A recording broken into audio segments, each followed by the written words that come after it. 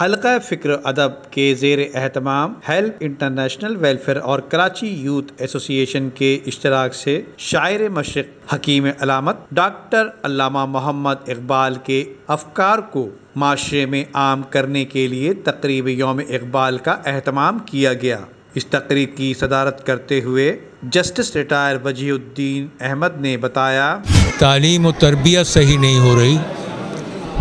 اگر تو ہم جیسا کہ پروفیسر آفاقی صاحب نے فرمایا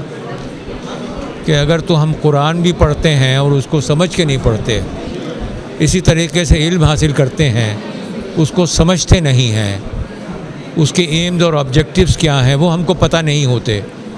تو وہ کس نوعیت کی تعلیم ہوئی؟ اور اگر تعلیم حاصل بھی کر لی اور اس پر عمل نہیں ہوا تو پھر وہ تعلیم جو ہے وہ اس کا حاصل کیا ہے؟ تو میں یہ سمجھتا ہوں کہ ہمیں کاغذی ڈگریوں کے پیچھے نہیں بھاگنا چاہیے، ہمیں صحیح معنوں میں علم حاصل کرنا چاہیے، ہمیں اپنے ملک، قوم، اپنے لوگوں کے لیے ہم کیا کر سکتے ہیں وہ ہماری موٹیویشن ہونی چاہیے، اور باقی تمام چیزیں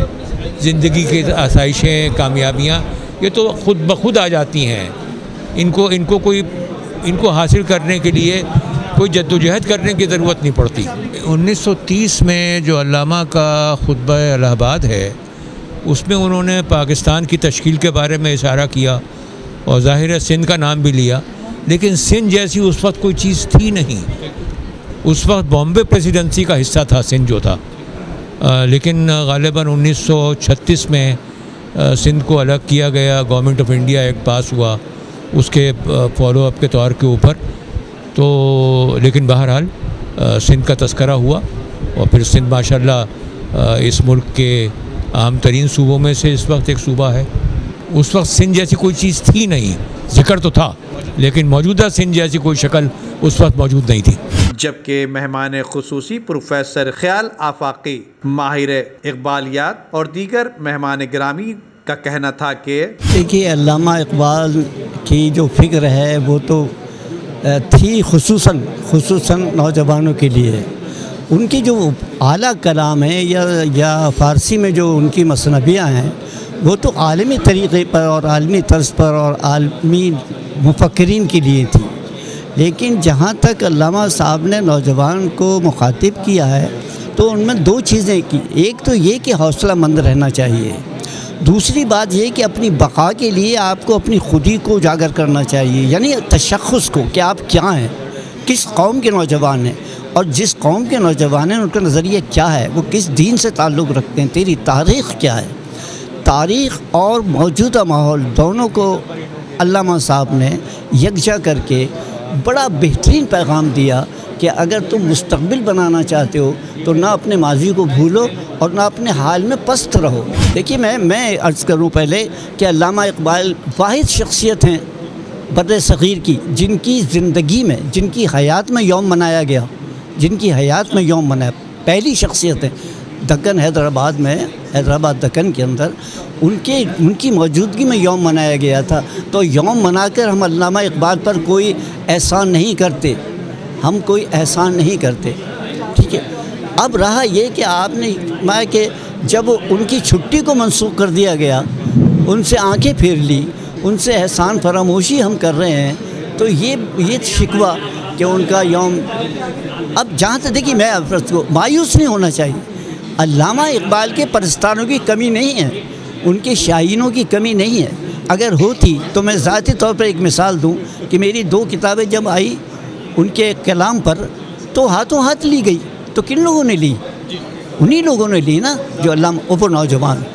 اور میں وہی عرض کر رہا ہوں کہ علامہ کے ہم شاہین تو کہتے ہیں، لیکن ہم آج تک یہ نہیں بتا سکے اپنی قوم کو کہ شاہین ہوتا کون ہے کیا ہے۔ کہ ہمیں چاہیے کہ ہم اپنے بچوں کو کم سے کم اپنے ان لوگوں کو جو پاکستان کے معمار ہیں، جنہوں نے پاکستان بنانے میں کردار ادا کیا، ان کے متعلق آج بہت سارے لوگوں کو یہی نہیں معلوم آج کے دن کہ آج علامہ اقبال کی پیدائش۔ بہت سارے لوگوں کو پہلے یہ ہوتا تھا کہ چھٹی ہوتی تھی، ٹیلی ویژن پہ پروگرامس ہوتے تھے، آج نہ ٹیلی ویژن پہ کوئی پروگرام ہوتا ہے، چھوٹے موٹے پروگرام ہو جاتے ہیں. ہم صرف اور صرف اپنے ریٹنگ بڑھانے کے چکر میں قوم کو تباہ و برباد کر رہے ہیں. لیکن قوم کے معماروں کا دن ہوتا ہے, میں حکومت پاکستان سے درخواست کرتا ہوں, گزارش کرتا ہوں کہ وہ اپنے ان معماروں کو, چاہے وہ علامہ اقبال کی صورت میں ہو, چاہے سر سید احمد خان کی صورت میں ہو, چاہے قائد اعظم کی صورت میں ہو, چاہے کسی بھی بڑے لوگ جنہوں نے پاکستان بنانے میں, مولانا محمد علی جوہر ہوں, ان سب لوگوں کے لیے جو ہے نا ٹیلی ویژن پہ باقاعدہ پوری قوم کو یہ پتہ ہونا چاہیے کہ یہ وہ لوگ ہیں جنہوں نے ہمیں پاکستان بنانے میں کردار ادا کیا. جو قومیں اپنے معماروں کو بھول جاتی ہیں وہ تباہ و برباد ہو جاتی ہیں. کہ جب تک ہم اپنی قوم کے ان لوگوں کو یاد نہیں رکھیں گے, ہم کبھی بھی ترقی نہیں کر سکتے. اور آج علامہ اقبال پہ جو یہ پروگرام فکر و ادب والوں نے رکھا تو بہت خوش ہوئی کہ ہم علامہ اقبال کو بھول چکے ہیں. اور یہاں آج اس بات پہ روشنی ڈالی گئی ہے کہ انہوں نے کوئی نوجوانوں کے لیے کہ یہی نہیں کہا کہ آپ کام کریں. ہر کوئی ان کے جو بتاتا ہے کہ تو شاہین بسیر اگر پہاڑوں کی چٹانوں میں, تو بیسیکلی انہوں نے نوجوانوں کے لیے میسیج دیا ہے کہ آپ آگے آئیں اور پڑھیں اس کو. لیکن نوجوان نسل آج کل گم ہو چکی ہے اور وہ علامہ اقبال کو بھول چکی ہے. تو ہمیں اور ہمارے معاشرے کو چاہیے کہ نوجوانوں کو دوبارہ سے علامہ کی شاعری کو پڑھائیں اور ان کی سوچ و فکر کے بارے میں آگاہی دیں, تاکہ نوجوان نسل آگے چل کے ان کے دیے ہوئے افکار کو اپنائیں. بہت بہت شکریہ. دیکھیے, اقبال کا جو پیغام ہے در حقیقت وہ آپ کو عملی جدوجہد کا درس دیتا ہے. وہ محض پڑھنے کے لیے نہیں ہے, آپ اس کو سمجھیے, گہرائی تک سمجھیے اور اس پہ عمل کرنے کی کوشش کیجیے. جیسا کہ میں نے بھی اپنی اسپیچ میں کہا تھا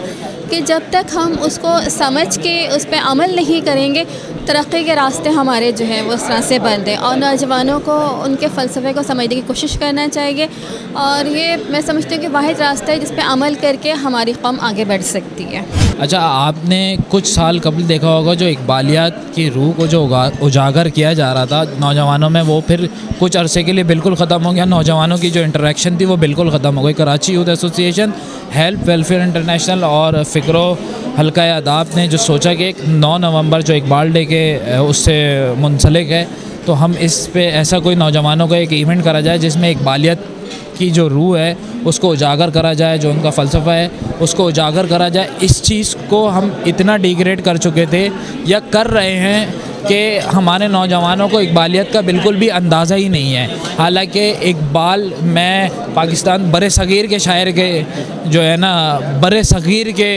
صغیر میں علامہ اقبال کے بعد کوئی ایسا پیدا نہیں ہو سکا ہے. ہم اپنے تمام مہمانوں کا, تمام معزز مہمانوں کا بے حد شکریہ ادا کرتے ہیں کہ انہوں نے یہاں آ کے کراچی یوتھ ایسوسی ایشن کے اس پروگرام کو اتنا پروموٹ کرا اور ہم جیسے نوجوانوں کی پذیرائی کری. دیکھیے, شاعری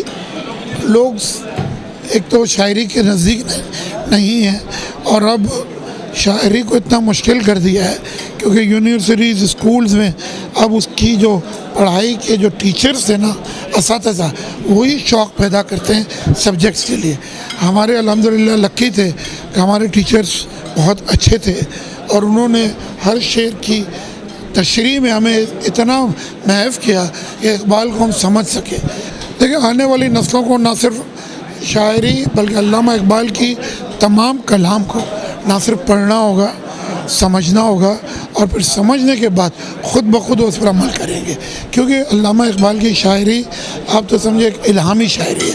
اور قرآن شریف کو انہوں نے پڑھا, اس کی تفسیر کو پڑھا اور اس کو انہوں نے اپنے شعروں کی صورت میں ڈالا اور اس کو اتنا خوبصورت کر دیا کہ اب ہم ان کی شاعری کو اگر پڑھیں اور سمجھیں تو بے اختیار ہمارا دل چاہے گا کہ ہم اس پر عمل کریں. لیکن ان سب چیز کے لیے ہمیں اس تفسیر. آج کی تقریب میں ہماری جو ادبی تنظیم ہے حلقہ فکر و ادب, اس کے تحت تھی, اور ہمارے ساتھ اشتراک تھا ہیلپ انٹرنیشنل ویلفیئر ٹرسٹ اور کراچی یوتھ ایسوسی ایشن. تو ہم نے اس دفعہ یہی چاہا تھا کہ اقبال کا پروگرام یوتھ کے ساتھ کریں, اور یوتھ کے بہت سارے بچے ہمارے پاس آئیں, طالب علم بھی آئیں, جامعہ کراچی سے بھی لوگ آئیں, اور یوتھ کو موقع دیا بولنے کا. اور ہمارے سینئر نے جو باتیں کہیں وہ یوتھ نے اس کو